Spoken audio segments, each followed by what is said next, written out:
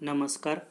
I am professor P B. Gole, एम.ई.पीज, केटेचम college Nashik, department of commerce, SY.B.Com, semester 4,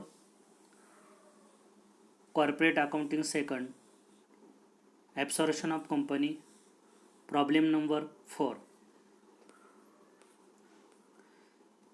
Given below are the balance sheet of two companies A Limited and B Limited as on 31st March 2021.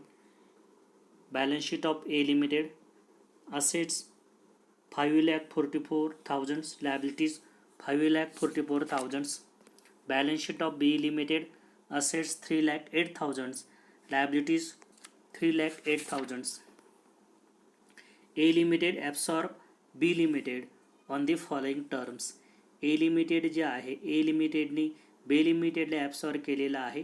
A limited he purchasing company, तर B limited ही vendor company आहे. मागील जे problem झाले त्या प्रॉब्लेममध्ये PC calculate करत असताना net asset मेथडचा वापर केलेला होता. आता या प्रॉब्लेममध्ये नेट पेमेंट मेथड वापरून परचेस कन्सिडरेशन कॅल्क्युलेट केलेला आहे. We will discuss the adjustment while solving the actual problem. First, calculation of PC, calculation of purchase consideration. Equity share held by outsider other than A Limited, 16,000 minus 2,000 shares is equal to 14,000 shares. यामध्ये जी A limited आहे, या A लिमिटेडच्या शेअर्समध्ये B limited जी company आहे, या B limited कंपनीनं 2,000 share जे आहे हे परचेस केलेले होते. त्यामुळे B लिमिटेड कंपनी जी आहे, या B लिमिटेड कंपनीकडं जे काही इक्विटी शेअर्स आहे याची व्हॅल्यू 14,000 शेअर्स आहे. PC कॅल्क्युलेट करण्यासाठी जे ॲडजस्टमेंट आहे याचा बेस आपल्याला लक्षात घ्यावा लागेल. यासाठी issue of equity share adjustment क्रमांक first. A limited will issue 7 equity shares of ₹10 each at a premium of 20% and cash payment of ₹5 for 5 equity shares of B limited. यामध्ये इक्विटी शेअर जे आहेत 14,000 equity shares, यासाठी 7च्या बदल्यामध्ये 5 equity shares दिलेले आहेत 20% प्रीमियमने. म्हणून calculation 14,000 shares into 7 divided by 5 into 12, 2,35,000. त्यानंतर cash payment in cash 14,000 shares into 5/5 is equal to 14,000. त्यानंतर ॲडजस्टमेंट क्रमांक 3. Issue of B limited are to be redeemed 8% premium by issue of 7 debenture of A limited at 10% discount. म्हणून issue of 7% debenture 43,200 आणि preference शेअर्सची adjustment क्रमांक 2. Preferential holders of B limited are to be given at the rate of 1/6% preference share in A limited at premium of every share held by them. म्हणून जे 6% preference share जे आहे याची value 42,000 आलेली आहे. त्यानंतर आपल्याला जो PC जो आहे, हा PC या ठिकाणी नेट पेमेंट मेथडने कॅल्क्युलेशन केलेलं आहे. त्यानंतर आपल्याला या प्रॉब्लेममध्ये जे काही PC आपण डिस्चार्ज केलेला आहे, PCचं कॅल्क्युलेशन केलेलं आहे, यानंतर आपल्याला ज्या लायबिलिटी आणि असेटवरती ॲडजस्टमेंट आहे त्याचे अकाउंट देखील आपण ओपन केलेले आहे. In the books of B limited realisation account तर अगोदर आपण सर्व ज्या लायबिलिटीज असतात त्या आपण ट्रान्सफर करत असतो, असेट ट्रान्सफर करत असतो. म्हणून to sundry assets, fix asset fix असेटची व्हॅल्यू 2,40,000. 2,40,000. बी लिमिटेडला आपल्याला असेटची व्हॅल्यू दिसते 6,80,000. त्यानंतर दोनच असेट्स यामध्ये आहे. आता लायबिलिटी बाजूला इक्विटी शेअर्स दिलेले आहेत, ते ट्रान्सफर करून घ्यायचे. या प्रॉब्लेममध्ये आपण इक्विटी शेअर कॅपिटल अकाउंट तयार केलेलं आहे बाय बॅलन्स ब्रॉट डाऊन 1,60,000. 1,60,000. त्यानंतर जे प्रेफरन्स शेअर्स आहे 40,000. प्रेफरन्स शेअर्स अकाउंट्स आपण प्रिपेअर केलेला आहे. प्रेफरन्स शेअर होल्डर अकाउंटच्या क्रेडिटला आपल्याला घ्यायची व्हॅल्यू मग by preference share holder account by 6%.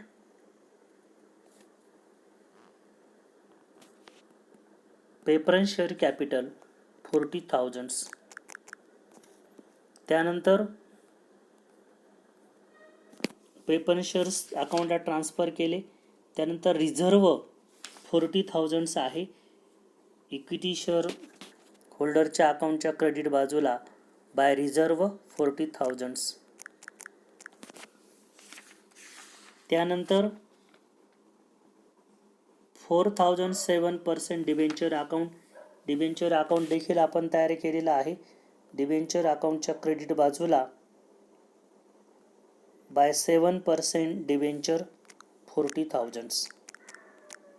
त्यानंतर करंट लायबिलिटीज 28,000 आहे. रिलायझेशन अकाउंटच्या क्रेडिट बाजूला ती लायबिलिटी आपल्याला घ्यायची असते बाय करंट लायबिलिटीज 28,000. त्यानंतर जे इक्विटी शेअर कॅपिटल आहे, या इक्विटी शेअर कॅपिटलची जी इन्व्हेस्टमेंट केलेली आहे बी लिमिटेड ए लिमिटेडमध्ये असेट बाजूला याची नोंद आहे. Investments 2,000 shares in B limited, परंतु याची व्हॅल्यू जी आहे 10% पर शेअर आहे, म्हणून 2,000 into 10 is equal to 20,000. Equity share capital 20,000. ही एक लायबिलिटीज आहे, म्हणून ती आपण equity share holder account realisation अकाउंटच्या क्रेडिट बाजूला आपण ट्रान्सफर केलेली आहे. त्यानंतर आपली जी असेट्स अँड लायबिलिटीज याची जी पोस्टिंग जी आहे ही यामध्ये संपलेली आहे. त्यानंतर ॲडजस्टमेंट क्रमांक 1, ॲडजस्टमेंट क्रमांक 2, ॲडजस्टमेंट क्रमांक 3 याचा वापर आपण कॅल्क्युलेशन ऑफ पी सीसाठी केलेला आहे. ॲडजस्टमेंट क्रमांक 4 आणि 5 पी सी डिस्चार्ज केला की लगेच आपण त्या बघणार आहोत. पी सी ट्रान्सफर केला की सर्वप्रथम पी सी हा रिलायझेशन अकाउंटच्या क्रेडिट बाजूला ट्रान्सफर केला जातो बाय ए लिमिटेड. पी सी आलेला आहे 3,34,400. सेकंड इफेक्ट जे असतो हा ए लिमिटेड अकाउंटच्या डेबिट बाजूला पी सी घ्यायचा असतो. ए लिमिटेड अकाउंटच्या डेबिट बाजूला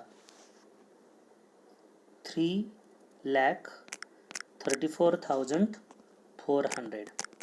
त्यानंतर पी सी कशा प्रकारे डिस्चार्ज केला नेट पेमेंट मेथडनुसार हे आपण बघितलेलंच आहे.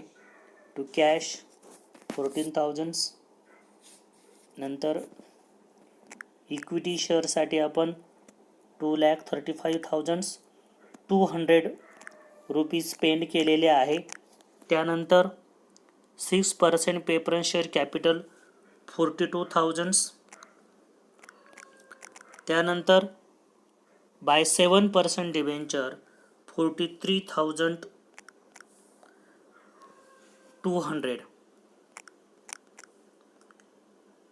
यानंतर पी सी जो असतो आपण हा ट्रान्सफर करत असतो, परंतु या प्रॉब्लेममध्ये इक्विटी शेअर्स आणि 7% प्रेफरन्स शेअर्स आणि 7% डिबेंचर हे ए लिमिटेडने इश्यूड केलेले आहे, म्हणून सर्वप्रथम ते त्या अकाउंटला ट्रान्सफर करावे लागतील. ज्या पी सी काढण्यासाठी ज्या लायबिलिटीज आपण घेतलेल्या आहेत त्या इक्विटी शेअर होल्डरची अमाऊंट आहे 2,35,000, 6% प्रेफरन्स शेअर 42,000,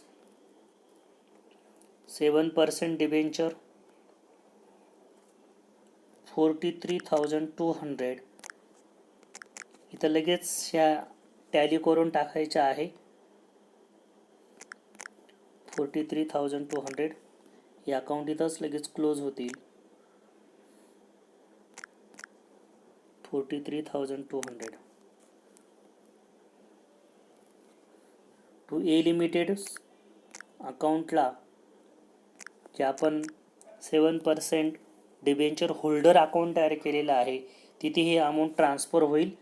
त्यानंतर 6% प्रेफरन्स शेअर 42,000 टॅली. त्यानंतर ए लिमिटेडला ट्रान्सफर होतील 42,000. त्यानंतर इक्विटी शेअर 2,35,000, 2,35,000 अमाऊंट आहे. त्यानंतर 2,35,000 जी अमाऊंट आहे ही ए लिमिटेडला ट्रान्सफर केली जाईल. डिस्चार्ज केलेला पैसे जे इक्विटी शेअर होल्डर अकाउंटला आपण ट्रान्सफर केला होता तो त्या इक्विटी शेअर होल्डर अकाउंटच्या डेबिट बाजूला ट्रान्सफर होईल. To equity share in A limited 2,35,000. त्यानंतर प्रेफरन्स शेअर होल्डरला प्रेफरन्स शेअर होल्डरची amount 42,000 to 6% preference share in A limited आणि 7% डिबेंचरला to 7% debenture in A limited. म्हणजे पी सी जो डिस्चार्ज आपण केलेला होता तो फक्त ए लिमिटेडनी इश्यूड केला असल्यामुळे त्या अकाउंटला आपण ट्रान्सफर केला आणि इक्विटी शेअर प्रेफरन्स शेअर्स आणि 7% डिबेंचर इन ए लिमिटेडवरून पुन्हा आपण debenture holder account, preference share holder account आणि इक्विटी शेअर होल्डर अकाउंटला पी सी ट्रान्सफर केलेला आहे. त्यानंतर नेक्स्ट जी स्टेप जी आहे ॲडजस्टमेंट सॉल्व करायचे आहे. Liquidation expenses ₹5,000 to be paid by A and fixed asset of B limited are to be valued ₹3,20,000. बी लिमिटेडच्या fix असेटची जे व्हॅल्युएशन आहे 3,20,000 केलेलं आहे. त्या व्हॅल्युएशनचा आपल्या ह्या अकाउंटबरोबर कुठलाही संबंध नाही, त्यामुळे घेऊन टाकायचे. आता फक्त लिक्विडेशन एक्सपेन्सेस जे आहे ते आपल्याला इक्विटी शेअर होल्डर अकाउंटच्या डेबिट बाजूला रिलायझेशन अकाउंटच्या डेबिट बाजूला ते आपल्याला घ्यावे लागतील.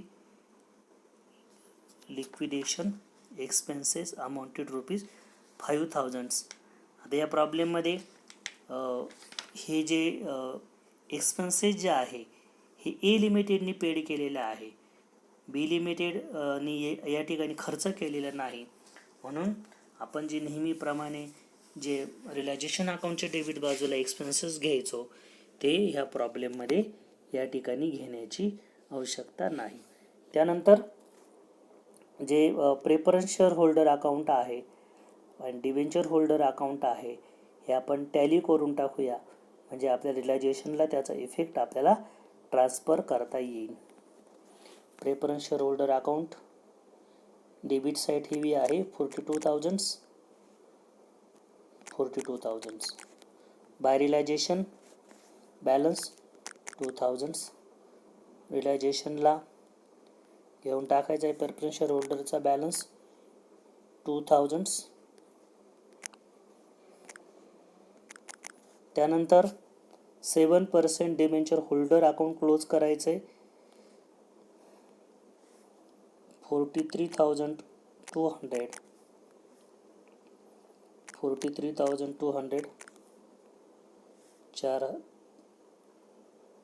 3,200 3,200 बॅलन्स आलेला आहे, तो ट्रान्सफर करायचा युटिलायझेशन अकाउंटच्या डेबिट बाजूला 3,200.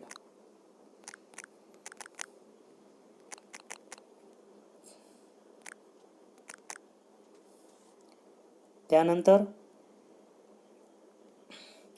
इक्विटी शेअर कॅपिटल अकाउंट जे आहे हे क्लोज करायचं 1,60,000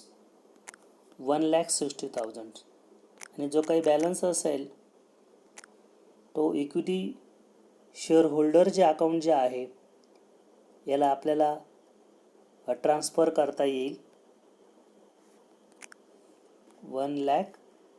इथं जी काही शेअर कॅपिटलची जी इक्विटी शेअर कॅपिटलची अमाऊंट जी 20,000 आली होती ती इथं आपल्याला घ्यायची आहे आणि बॅलन्स आला 1,40,000. तो ट्रान्सफर करायचा आहे इक्विटी शेअर होल्डर अकाउंटच्या क्रेडिट बाजूला 1,40,000. आता रिलायझेशन अकाउंट जे आहे हे आपल्याला क्लोज करावं लागेल.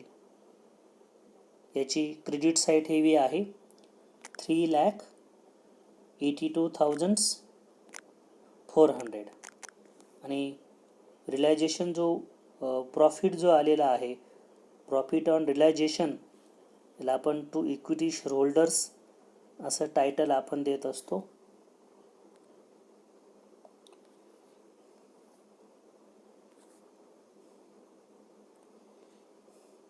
Profit on realisation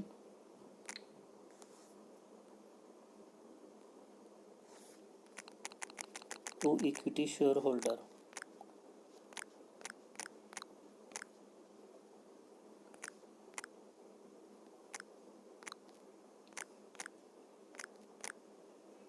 share holder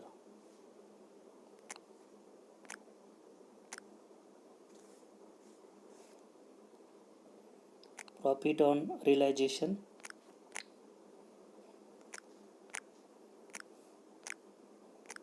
profit आलेला आहे म्हणून प्रॉफिट ऑन रिलायझेशन इथं आपण कंसामध्ये घेतलेला आहे 69,200. 69,200 जो प्रॉफिट आलेला आहे तो इक्विटी शेअर होल्डर अकाउंटच्या क्रेडिट बाजूला ट्रान्सफर करायचा आहे 69,200. त्यानंतर हे अकाउंट क्लोज करायचं आहे 2,49,200. 2,49,200. जो बॅलन्स येणार आहे आपला 14,000 will transfer to cash account. Cash अकाउंटला तो ट्रान्सफर करून द्यायचा आहे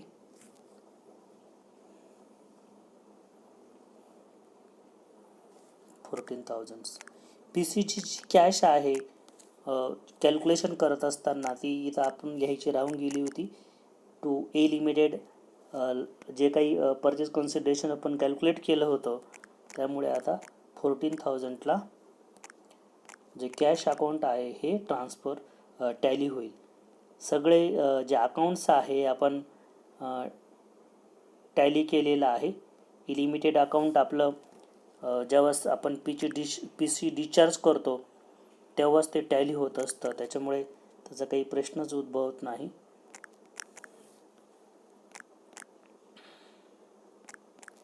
अशा पद्धतीनं सर्व अकाउंट टॅली झालेले आहेत.